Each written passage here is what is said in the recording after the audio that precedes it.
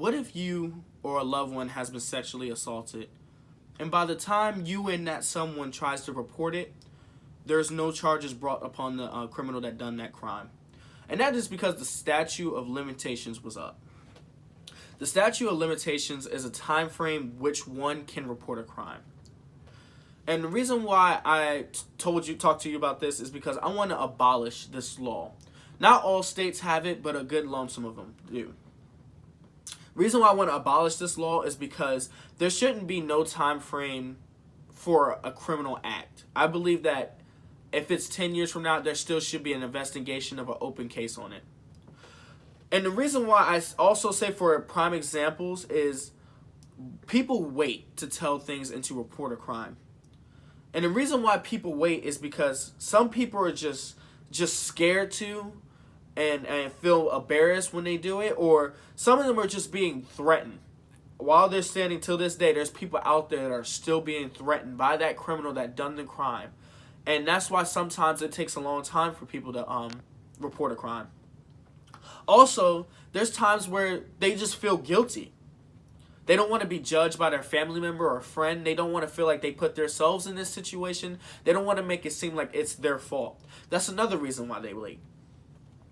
And also, a really big one that could be well known is they know this person, and they know that it can conflict with a lot of people, and it can cause a lot of problems in the family base or just in companionship as well. So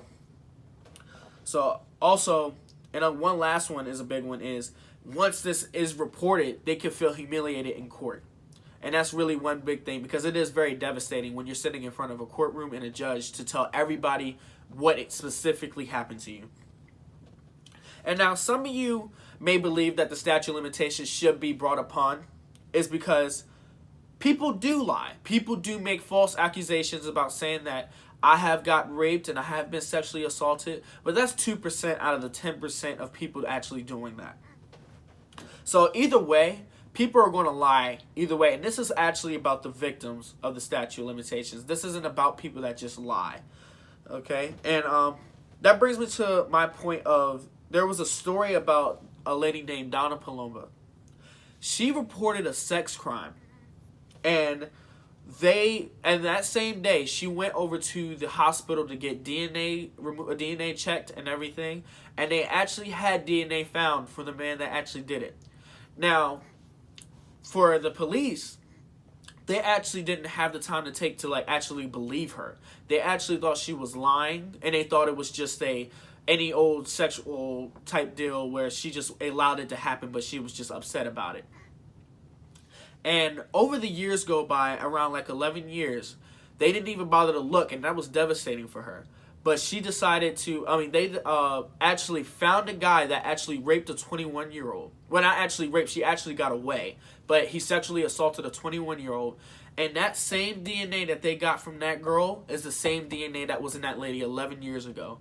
And all because of that, the statute of limitations was up in that state at that time. No charges for what he did to her back in the day had not been brought upon to him. And I just think that that's one prime example of why we should get rid of statute of limitations. Because I don't even care if it's 10 or 15 years or even more than that. Somebody should be brought down for the crime that they have done. And also, what I would like to do personally, I would like to actually probably promote this on social media, target the young and the youth, Generation Z, to allow them to see that this stuff is real. There's actually a time frame on reporting a crime. And I feel as though that if we kind of promote this and get this moved upon through social media, and then actually target the states that actually still have this approved and have the statute of limitations up, I really believe that we should actually get a chance to start a movement, start not a cult, but a nice peaceful protest to say that we should end the statute of limitations. Because, and just to conclude this, sex crime victims are important too. It is just as much as someone getting shot dead in their face. It's just as the same as a crime if someone just touching a female just the wrong way, or a female touching a male the wrong way. They have many reasons why they should wait, and we have to understand that. That's why we shouldn't have a time frame for this. And it's not fair that they get punished even more based off of the state they were assaulted in, or they became waited to, or because they waited too late. So I just personally believe that you shouldn't wait. I mean, I personally believe that we shouldn't put a time frame for them to have to actually rush to tell, because honestly, there is like situations that we don't even know based upon what we know off the evidence and stuff like that, but what was really going on behind the scenes.